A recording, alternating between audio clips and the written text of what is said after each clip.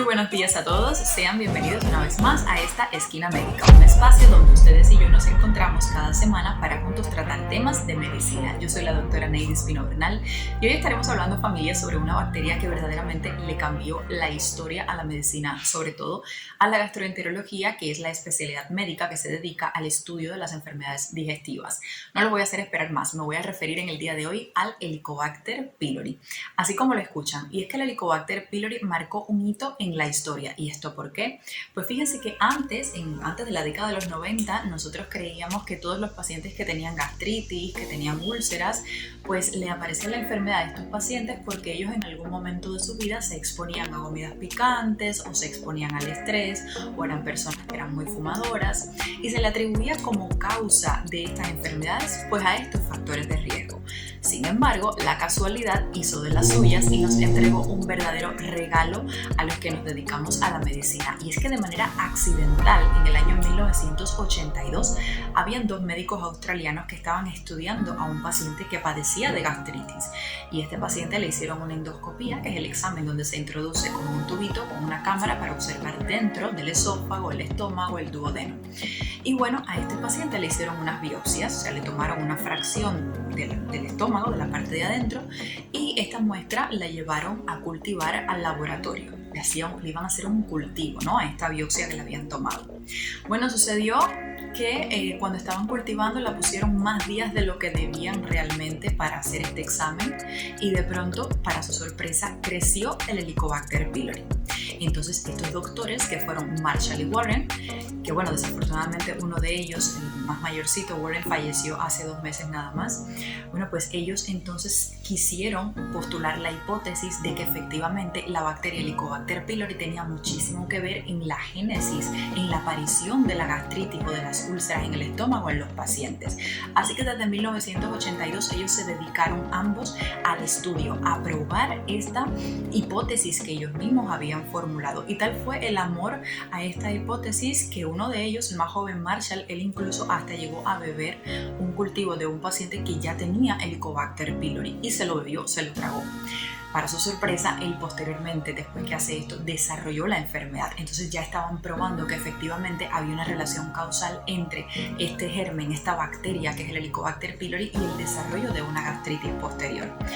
Sin embargo, los estudios no se detuvieron aquí porque ya teníamos a Marshall enfermo. Entonces lo próximo que hicieron era investigar cuál era el mejor tratamiento para poder erradicar esta bacteria de forma efectiva. Y así lo hicieron, lo lograron finalmente. Ellos descubrieron, bueno, que con una cierta cantidad de antibióticos y el bismuto, pues se lograba erradicar la bacteria.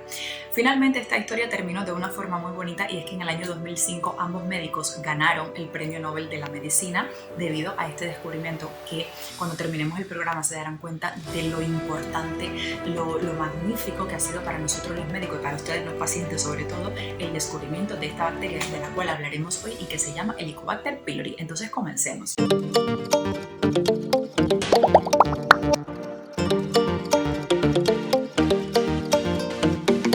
El Helicobacter pylori, reitero, es una bacteria que se llama así Helicobacter pylori porque tiene una forma en espiral. Helico significa espiral. Bacter viene pues de bacteria y pylori hace referencia al sitio anatómico, al lugar donde el Helicobacter pylori le gusta mucho estar dentro de tu estómago. Y ese lugar va a ser el antro pilórico. Entonces por aquí tengo una imagen sobre un estómago donde quiero mostrarles cuál sería el antro pilórico. Esto que ven aquí es el estómago, ¿verdad? Esto sería el esófago, por aquí viene la comida, llega aquí al estómago, el bolo alimenticio, y entonces el antro pilórico va a ser toda esta parte de aquí. ¿Qué pasa? Que el antro pilórico tiene dos estructuras, esto que sería antro y esto que sería píloro. El píloro funciona como una especie de válvula que regula el paso de los alimentos desde aquí, desde el estómago, hasta la estructura que le subsigue, que sería el duodeno, que es toda esta parte de acá.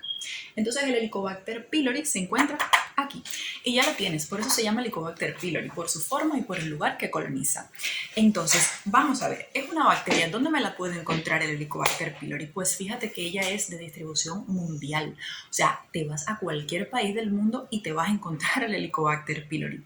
De hecho, les cuento que en términos de epidemiología, el Helicobacter coloniza a más del 90% de las personas que viven en países subdesarrollados. ¿Esto qué es? Pues que el 90% de la gente que vive, no sé, en África, en partes de América, tienen el Helicobacter ahora mismo, en este minuto, dentro de sus estómagos y no lo saben.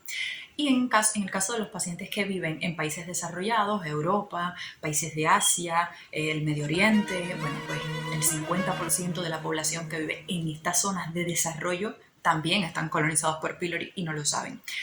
De todas maneras, con esto quiero decirles que verdaderamente es muy frecuente y que, bueno, para que sepan, aumenta con la edad, o sea, sobre todo después de los 50 años es la edad, digamos, pico, cuando nosotros vamos a observar que los pacientes están pues infectados por el Helicobacter pylori. En el caso de los países en vía de desarrollo, los con pocos recursos, con poca higiene, porque básicamente esto es fundamental, generalmente lo adquieren cuando son niños y van creciendo, a medida que crecen van siguiendo estando colonizados por el pylori y bueno, van desarrollando las distintas enfermedades que el pylori produce. Entonces, bueno, esto es un poco en términos de epidemiología. Ahora, ¿cómo yo puedo adquirir el pylori? Pues fíjate, la vía de entrada del pylori es la vía oral, sea fecal oral o sea oral oral, pero al final la vía oral. Te comiste algo que estaba infectado con pylori en algún momento de tu vida o no te lavaste las manos bien y las tenías infectadas y te llevaste algo a la boca y ahí mismo entró la bacteria, o te tomaste un agua que estaba en mal estado, estaba infectada con heces de una persona que tenía pylori, con vómitos de una persona que tenía pylori, o por el contrario, tuviste una relación sentimental, amorosa con una persona, esa persona tenía pylori, le diste un beso en la boca y a través del contacto con la saliva también puedes tú adquirir pues la infección por el Helicobacter pylori. Entonces, ¿qué es lo que va a suceder después? Pues fíjate, inmediatamente que la bacteria llega a tu estómago, inmediatamente no vas a tener síntomas. Esto no es así. De hecho, la mayor parte de las veces al inicio el paciente no siente absolutamente nada por meses e incluso años van a pasar hasta que empieces a tener las manifestaciones clínicas, porque es que esta bacteria es altamente resistente y altamente inteligente. Imagínense que esta bacteria es microaerófila, significa que no necesita prácticamente oxígeno para vivir. Es una bacteria que es altamente resistente al pH ácido gástrico. Nada más para decirle, uno de los pH más ácidos que tiene nuestro organismo es precisamente el pH que está en el estómago. ¿Y esto por qué? Es importantísimo porque es una forma que tenemos natural de nosotros poder eliminar un grupo de bacterias que todos los días van a llegar a nuestro cuerpo por la vía oral. Si nosotros no tuviéramos acidez gástrica, estas bacterias fácilmente pudieran producir infecciones, pero gracias a la acidez del estómago, que es de tan solo 4 el pH, pues podemos eliminar todas estas bacterias, excepto el pylori, que tiene la capacidad de poder adaptarse a ese medio tan ácido y lo hace de una forma, aunque muy mala, fenomenal, espectacular lo hace. Y es que el pylori tiene una proteasa que se llama ureasa. O sea, es una enzima que básicamente lo que va a hacer es que el pylori, cuando llega a tu estómago y está ahí en la región del pylori, la suelta. Y entonces esta ureasa va a coger la urea que está ahí en el estómago y la va a transformar en amonio. Y el amonio es una sustancia que es muy tóxica para las células que están dentro de tu estómago. Entonces el estómago, aquí dentro, quiero mostrarte un detalle. Mira, hazte la idea que esta es la parte dentro del estómago, que realmente lo es, y que esta parte de aquí va a ser la capa de moco. Porque es que dentro nosotros tenemos una capa de moco, una mucosidad, una secreción que protege a las células del estómago. Bueno, cuando el pylori convierte esa urea en amonio, toda esa capa de moco se va a ir como dañando y entonces esto hace posible que el pylori pueda llegar a la mucosa, se pueda anclar a la mucosa, que es otro de los mecanismos que él tiene. Él tiene como unas adhesinas, que son unas moléculas que le permiten agarrarse de la pared y de no zafarse de ahí. Con esto asegura que cuando el bolo alimenticio pase el duodeno, él no sea arrastrado hacia el duodeno, él se ancla. Lo bueno es que no todas las cepas del pylori tienen estas adhesinas, pero bueno, las que tienen las adhesinas producirán con mucha más probabilidad enfermedades como la gastritis crónica, como las úlceras en el estómago, que las úlceras serían como unos orificios en lo que sería la pared del estómago, se abren como unos orificios, aquí se rompe la mucosa, la parte de adentro, debido a la acción, directamente del pylori, la reacción inflamatoria que va a producir, y también porque algunas cepas de pylori van a producir una citotoxina, que es como una sustancia cuya función es destruir la mucosa, destruirla, inflamarla todo alrededor. Y por esto es que verás que las personas van a ir desarrollando gastritis aguda primero, crónica después cuando pasa cierto tiempo, después se sigue la inflamación, aparecerán las úlceras y así se va desarrollando la enfermedad producida por el Helicobacter pylori. Ahora, ¿qué es lo que va a suceder si yo tengo una infección por Helicobacter pylori? No lo sé, no tengo síntomas, no me los trato. ¿Qué es lo que pudiera suceder? Bueno, mira, en un primer momento se va a producir un proceso inflamatorio local a nivel del estómago, inflamación. Con el paso de los años, ¿verdad? El paso de los meses, los años, esta inflamación llega a un momento en que las células del estómago dicen, oye, mira, ya no puedo más. Ya no puedo más porque nosotros somos células del estómago, nosotros hemos crecido aquí, hemos estado aquí para desarrollar funciones del estómago y estamos ahora recibiendo una agresión para la cual nosotras no estamos preparadas. No vinimos al mundo para soportar este pylori que está aquí inflamándome todos los días desde hace años. Yo no vine preparada para esto. Entonces, las células del estómago dicen, llegó el momento de cambiar.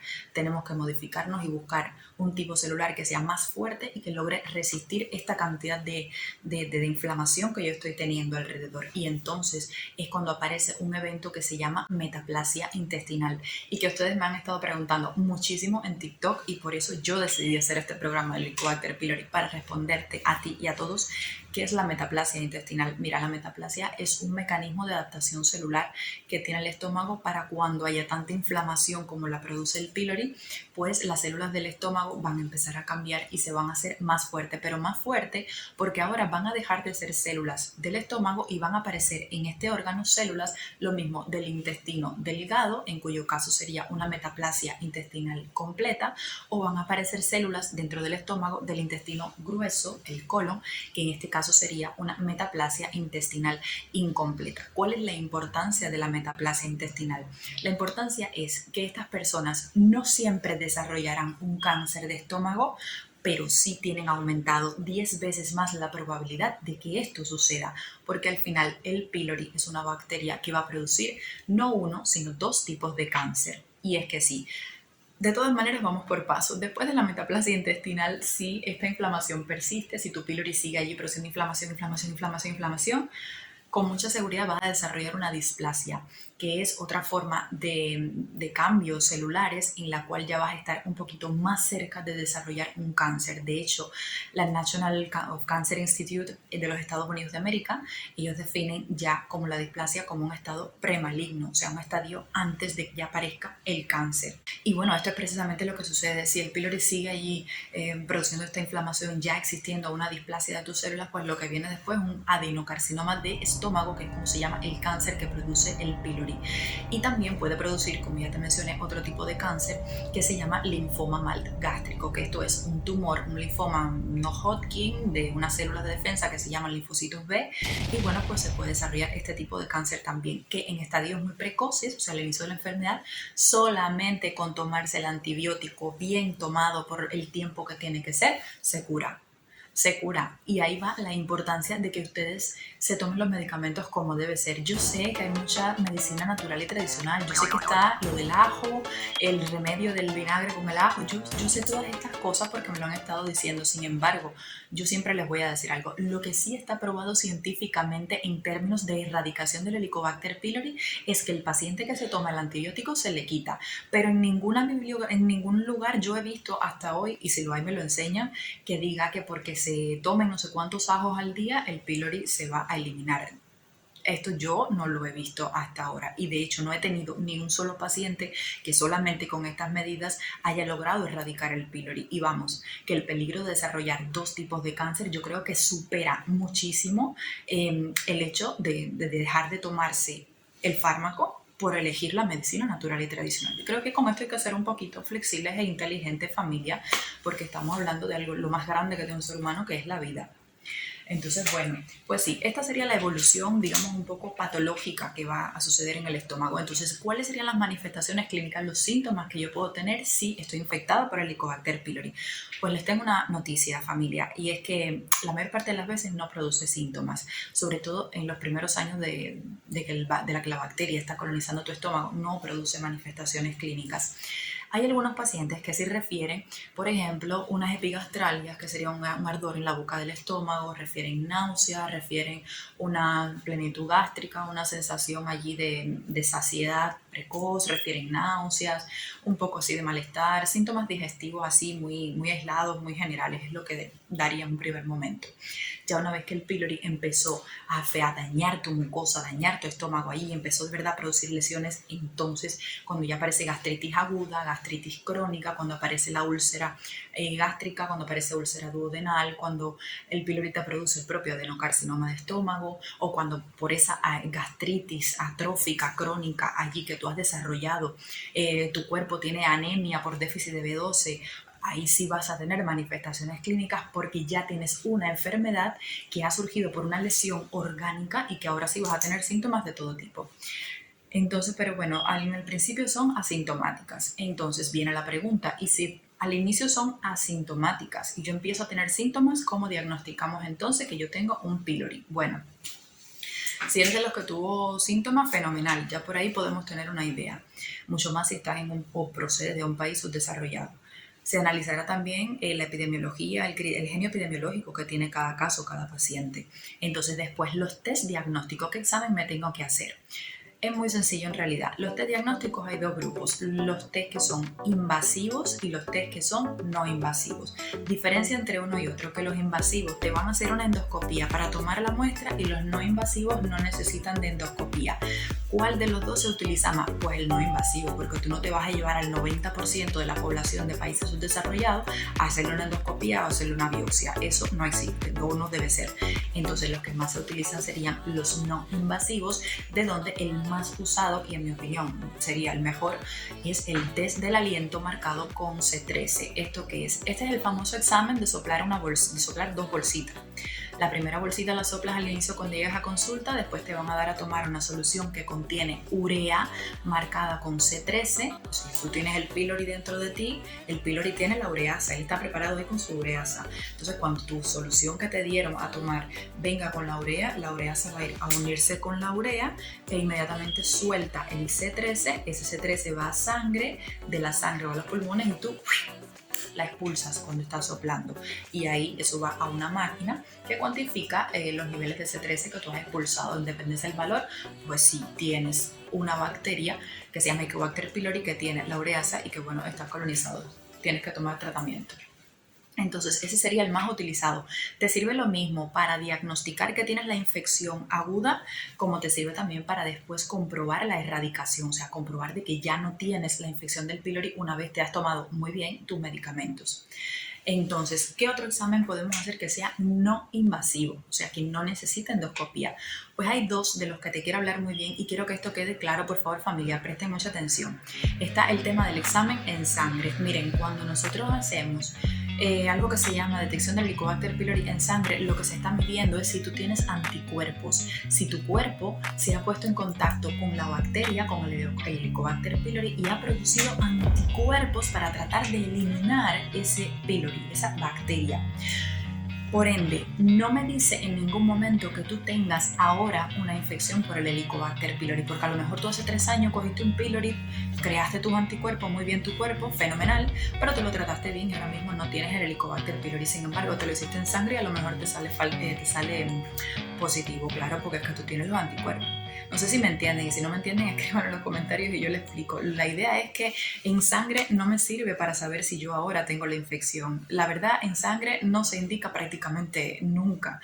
Donde sí se indicaría sería en heces fecales, porque en heces fecales yo voy a mirar el antígeno, o sea, yo voy a ver si partes de ese Helicobacter pylori que está en tu estómago, fragmenticos, se han como zafado y han llegado a tus heces fecales. Si yo logro ver en las heces que tú tienes efectivamente el antígeno del Helicobacter pylori, esto sí quiere decir que tú estás teniendo ahora mismo y en este preciso minuto una infección por el Helicobacter pylori. Entonces, si tú me preguntas a mí, como me dicen en TikTok, cuál es el examen que yo me tengo que hacer para saber si yo ahora tengo un Helicobacter pylori y si me lo tengo que tratar, yo te voy a decir, como te he dicho hasta hoy, el test del aliento marcado con C13 o te puedes hacer la detección del antígeno en heces fecales. Si acabó, honestamente no me sirve para nada ahora mismo saber si tú tienes anticuerpos. No, es que no me sirve de nada. Entonces eso no. Entonces, bueno, los test que son invasivos, si fuéramos a hablar honestamente, son los mejores para decir que tú tienes verdaderamente un pylori. Pero ¿qué pasa? Que requiere de una endoscopía, de introducirte el tubo, ¿me entiendes? De llevarte a un salón. Y de luego, cuando se te introduce el endoscopio, pues entonces tomar una muestra de tejido de tu estómago, hacerte una biopsia, y entonces aquí se te puede hacer lo mismo. El test de la ureasa rápida, que esto es como un kit así pequeñito que te lo voy a poner aquí, que es de color amarillo. Y entonces tú pones la muestra que has tomado con el equipo de endoscopía, tú lo pones allí, chas, y lo ocluyes y lo vas a leer a los 30 minutos. Y esto es una técnica que es por colorimetría. Si en vez de amarillo se pone rosado, quiere decir que efectivamente tienes una infección por el Helicobacter pylori. Hay un mecanismo para explicar esto, si quieres te lo explico, pero bueno, creo que no es el objetivo. Si se pone rosado o se pone rojo, tienes pylori, eso es lo que tienes que saber. Con un 95-99% de probabilidad lo tienes. Y bueno, estaría también hacer la biopsia ya directamente y que el patólogo te diga, oye, mira que sí, que tiene el pylori, ahí está. Lo vi. Ok, ya, perfecto, diagnosticado estás. O por el contrario, se pudiera hacer un cultivo, pero el cultivo realmente no es una técnica que se utilice random todos los días. En realidad no, el cultivo se manda, por ejemplo, cuando ya tú has pasado por 2-3 pautas terapéuticas y no has resuelto para nada. Bueno, en este caso sería el cultivo, pero no es un examen que se haga de rutina. Ninguno de estos tres que te he dicho se hacen de rutina, se hacen cuando el paciente por alguna razón necesita de esta endoscopia. Aquí sí la voy a hacer, obvio, porque voy a aprovechar al mismo tiempo. Ya tengo la muestra de estómago, ¿qué voy a hacer? ¿Te voy a mandar un estudio en ese? No, tomo la muestra y ya la veo directamente, ¿no? Lógico. Excelente. Entonces, bueno, ya está. Estos son los exámenes que se indicarían para yo saber si yo tengo ahora mismo un Helicobacter pylori. Entonces, ¿qué tengo que hacer si el examen me ha dado positivo? Mira, hay una lista, o sea, porque esto me lo han preguntado mucho, ¿cuándo tengo que tomar medicamentos? Mira, hay una lista de indicaciones de tipos de pacientes que tienen que tomarse el tratamiento para erradicar el Helicobacter pylori. La lista es larga. Por ejemplo, pacientes que tengan antecedentes de adenocarcinoma de estómago en la familia, pacientes que tengan una dispepsia funcional, pacientes que tengan una enfermedad, una úlcera péptica, lo mismo gástrica, duodenal, un paciente que tenga una PTI, o sea, la lista es grande. Pero yo solamente quiero que tú te lleves una sola cosa de hoy, y es lo siguiente: cada vez que te hagan un examen para detectar el Helicobacter pylori y ese examen te dé positivo, se te va a ofrecer el tratamiento para erradicar ese Helicobacter, porque nosotros en medicina seguimos una estrategia que se llama Test and Treat, o sea, yo te hago el test, te hago el examen, me das positivo y yo te trato inmediatamente, porque realmente sabemos que es una bacteria que a la larga o a la corta va a producir lesiones en tu estómago, te va a producir una enfermedad y que te puede producir 2 tipos de cáncer. Entonces, inteligencia, familia, inteligencia, tenemos que tratarnos de esa bacteria. Y vamos ya rapidito, porque el programa se nos está haciendo largo, vamos ya a hablar sobre el tratamiento. Bien, habrán 2 tipos de pacientes: los pacientes que son alérgicos a la penicilina y los pacientes que no son alérgicos a la penicilina. Hablemos primero de los que no son alérgicos a la penicilina. Primero, el tratamiento del pylori, al ser esta una bacteria tan inteligente, tan resistente, tan evolucionada, que cambia de ADN así con una facilidad enorme y que te sorprende que pueda estar ahí por años, no me vale tratarlo con un antibiótico, eso no sirve. Como mínimo tienen que haber 2 antibióticos en tu pauta de tratamiento y se le añadirá el IBP, o sea, el inhibidor de la bomba de protones, que se llama omeprazol y que bueno, que siempre está indicado. Entonces, hay una pauta terapéutica que se llama OCAM 14. OCAM significa, cada una de las letras de estas siglas significa un medicamento. La O es de omeprazol, que se van a dar 20 miligramos por día. Ahora, importante, dentro de toda la familia de los IBP, el esomeprazol, que es de 40 miligramos, es el que mejor resultado ha mostrado. Entonces, si ustedes pueden conseguirse el esomeprazol, o de pronto se lo pueden sugerir a su doctor o le pueden preguntar, háganlo, porque de verdad que se ha observado mejores resultados con el esomeprazol. Pero hay otros: está pantoprazol, lansoprazol, omeprazol. y otros más. Entonces, OCAM. La C sería claritromicina, la A sería de amoxicilina y la M sería de metronidazol. Todos estos antibióticos se dan 2 veces al día por un término de 2 semanas. Esta es la pauta regular, la que siempre se le indica a casi siempre todos los pacientes. Ahora, tú te tomaste tu tratamiento. Si por alguna casualidad no se logró erradicar el Helicobacter pylori o de pronto no te puedo dar alguno de los primeros medicamentos, no sé, porque tienes alergia a algún medicamento, alguna hipersensibilidad a alguno de los componentes, hay otra línea, no nos quedamos sin respuesta, que sería la que nosotros conocemos como OLAP 14 y esto es lo mismo, cada letra significa un medicamento, el mismo omeprazol, pero ahora vamos a poner levofloxacina, amoxicilina y la B es de bismuto. Ese bismuto que fue el fármaco, uno de los fármacos que encontraron los 2 descubridores que lograban erradicar el Helicobacter pylori y el tiempo va a ser lo mismo, 2 semanas de tratamiento. Ahora, si ninguna de estas pautas me sirvieron, ni la primera ni la segunda, todavía me queda otra alternativa que es Opilera. Opilera es omeprazol y ahora sí que Pilera es un solo fármaco. Pilera es una combinación que viene en una capsulita que ella incluye 3 medicamentos que serían el metronidazol, el bismuto y la tetraciclina. Entonces ahora me dice fenomenal, nada más me tengo que tomar 2 medicamentos. A mí que me pongan Pilera desde el inicio. Pues mira, no, en realidad tienes que tomarte 3 cápsulas de Pilera, ¿no? Más el omeprazol. Bueno, Pilera, tienes que tomártelo cada 6 horas, de manera que tienes que recibir 18 cápsulas al día de Pilera más el omeprazol. Solo que sí, aquí sería por un término de 10 días nada más. Entonces, si la primera línea que te dije, OCAM 14, falló, yo puedo utilizar cualquiera de las 2 de abajo, o te pongo OLAP o te pongo Opilera. Y si me fallan estas 2 primeras que te puse, te pongo la que no te había puesto en segunda línea. Si no entiendes, igual me lo dices en los comentarios y yo personalizadamente te escribo cuál es el tratamiento que deberías. No hay ningún problema.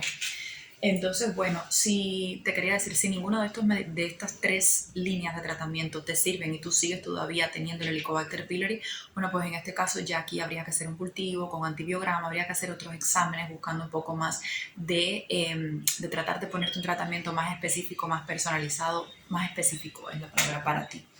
Entonces, bueno, ya está. ¿Qué hacemos ahora con el paciente que es alérgico a la penicilina? Pues mira, ya te lo he dicho. La única pauta aquí de las que te he hablado que no tiene amoxicilina es Pilera y esto es lo que se hace. Los pacientes que son alérgicos a la penicilina comenzamos con Opilera de primera elección, la que tiene omeprazol y la Pilera que tienes que tomarte 3 cápsulas cada 6 horas por un término de 10 días. Ya está, este sería el tratamiento. Entonces, bueno, viene la pregunta. Después que me tome toda esta cantidad de medicamentos, ¿qué es lo que vendría? Pues mira, cuando tú te tomas el tratamiento del Helicobacter pylori, la conducta a seguir no concluye en la última tableta que te tomas. No, nos queda un último paso que es vital. Y muchos de los fracasos terapéuticos han sido porque este último paso no se cumple. Y es que hay que verificar la erradicación de la bacteria. Tenemos que certificar con exámenes que tú te has curado con esos tratamientos que te has tomado, porque si no te has curado hay que seguir trabajando contigo. De lo contrario, en 6 meses vamos a estar donde mismo estábamos al inicio o quizás peor. Entonces, ¿cómo sabemos si se nos ha eliminado la bacteria? Pues bueno, tenemos que esperarnos. Siempre le digo a los pacientes que yo veo, hay que esperarse un mes, porque la regla es que no podemos hacerte ningún estudio de comprobación de erradicación del pylori si tú estás tomando omeprazol o si tú estás tomando antibióticos, porque esto puede ser que nos dé luego un falso negativo, o sea, que te hagamos el examen te diga, el paciente está curado y no estás ningún curado. Es que como estabas tomando omeprazol hace una semana, el examen ahora me da un falso negativo, porque no estás negativo, puede ser que seas positivo. Entonces, por esta razón, cuando termines de tomarte tu antibiótico y tu omeprazol, espérate 4 semanas. Para el omeprazol son 2, pero para un antibiótico son 4. Entonces, finalmente, yo le digo a los pacientes, a las 4 semanas de finalizado el tratamiento, vienen y se hacen entonces el test del aliento marcado con C13, el que habíamos visto, que con mucha probabilidad, si al mes me da negativo, créanme que deben estar negativos de pylori, ya no deben tener el Helicobacter pylori. Entonces, bueno, este sería el último paso. Un detalle ahí que quiero decirte rápido antes de terminar el programa. Si tú eres un paciente que tienes una úlcera gástrica y te hicieron una biopsia, te digo que tenías un pylori, tu doctor seguro te indicó ya el tratamiento del pylori, siempre tienes que hacerte una endoscopía para observar que esa úlcera que tú tenías dentro de tu estómago, probablemente producida por el Helicobacter pylori, ya se ha curado. ¿Por qué? Porque hay una forma de cáncer gástrico que cursa con úlceras muy similares a las que produce el Helicobacter pylori en el estómago y que sin embargo no son Helicobacter pylori, no son una infección, es un cáncer que te está empezando. Por eso siempre hay que comprobar que tu úlcera del estómago se ha curado con endoscopía. Entonces, bueno, familia, ya el programa se me hizo larguísimo como siempre. Siempre trato de hacer un programa pequeño, nunca me sale, perdón, pero son cosas que realmente quería conversar con ustedes. Sé que preguntas van a haber 300 millones, no hay ningún problema. Me lo escriben en los comentarios, si no es por aquí es por TikTok, que es donde realmente hablamos más directamente con mucha más frecuencia, y yo pues con gusto siempre lo voy a estar respondiendo lo antes posible. Entonces, bueno, les mando mil besos, mil abrazos, cuídense muchísimo y como siempre les digo, nos vemos muy pronto. Chao.